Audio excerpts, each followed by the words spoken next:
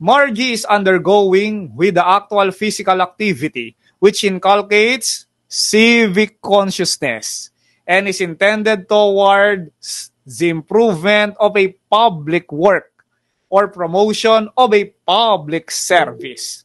Tanong, what is she undergoing with? A. Community service. B. Good conduct. C. Preventive imprisonment. D. Time allowance.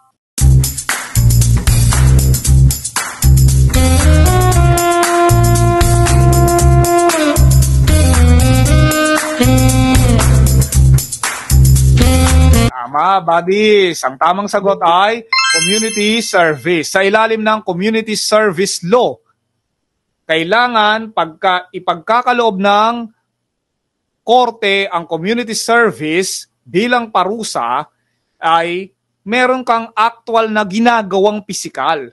Yung mga tungkol sa public works, halimbawa, tutulong ka sa paggawa ng mga tulay kung marunong ka, 'di ba? Yung maghalo ka ng semento o kaya mag-assist ka dun sa mason o kaya naman public service, tumulong ka sa barangay o kaya yung mga tungkol sa civic consciousness. Ibig sabihin, bilang pagkamamamayan natin, bilang Pilipino, tumutulong ka dyan. Ang tawag dyan sa mga yan ay community service. James Mark, your review authority.